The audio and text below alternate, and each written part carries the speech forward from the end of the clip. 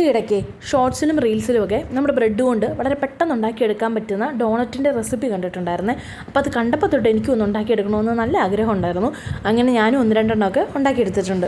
അപ്പോൾ അതിന് വേണ്ടിയിട്ട് ഒരു 5 പീസ് ബ്രെഡ് എടുത്തിട്ടുണ്ട്. എന്നിട്ട് അതിൻ്റെ സൈഡൊക്കെ നല്ലപോലെ ഒന്ന് കട്ട് ചെയ്തെടുത്തിട്ട് വെള്ളത്തിലൊന്ന് ഡിപ്പ് ചെയ്തെടുക്കുന്നുണ്ട്. അപ്പോൾ വെള്ളത്തിൽ ഞാൻ മുക്കിയിട്ട് നമ്മുടെ കയ്യിലിട്ടൊന്ന് കുഴച്ചെടുത്തപ്പോഴത്തേക്കിനും ആ ഒരു പാകത്തിന് എനിക്ക് കിട്ടിയില്ല.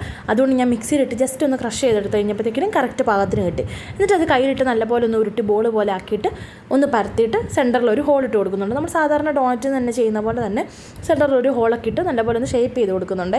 എന്നിട്ട് ഞാൻ 2 എണ്ണമാണ് ഉണ്ടാക്കിയെടുക്കുന്നത്. അപ്പോൾ രണ്ടും ഞാൻ ഇതുപോലെ പരത്തിയിട്ട് പ്ലേറ്റിൽ വെച്ചിട്ട് ഇനി ഇതൊന്ന് ഫ്രൈ ചെയ്തെടുക്കുന്നുണ്ട്.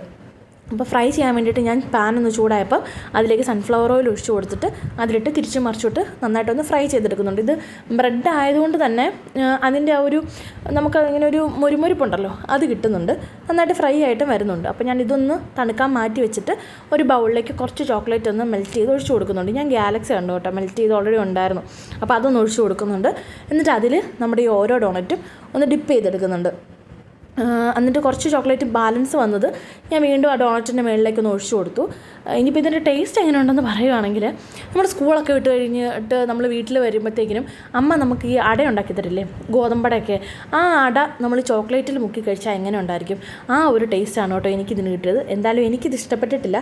ഞാൻ ഓൾറെഡി സിമ്പിളായിട്ട് ഉണ്ടാക്കാൻ പറ്റുന്ന ഒരു ഡോണറ്റിൻ്റെ റെസിപ്പി നമ്മുടെ ചാനലിൽ ഇതിന് മുന്നേ ചെയ്തിട്ടുണ്ട്. അപ്പോൾ അതിൻ്റെ ലിങ്ക് ഞാനിവിടെ കൊടുക്കാം. നിങ്ങൾക്ക് ആർക്കെങ്കിലും ഡോണറ്റ് ഉണ്ടാക്കി നോക്കണമെന്ന് ആഗ്രഹം ഉണ്ടെങ്കിൽ ഇതൊന്ന് ട്രൈ ചെയ്ത് നോക്ക്, അതും ഒന്ന് ട്രൈ ചെയ്ത് നോക്കണേ. എന്നിട്ട് അഭിപ്രായം കമൻറ്റായിട്ട് അറിയിക്കാനും മറക്കല്ലേ. അപ്പോൾ വീഡിയോ ഇഷ്ടമായാൽ ലൈക്ക് ചെയ്യാനും ഷെയർ ചെയ്യാനും സബ്സ്ക്രൈബ് ചെയ്യാനും മറക്കല്ലേ.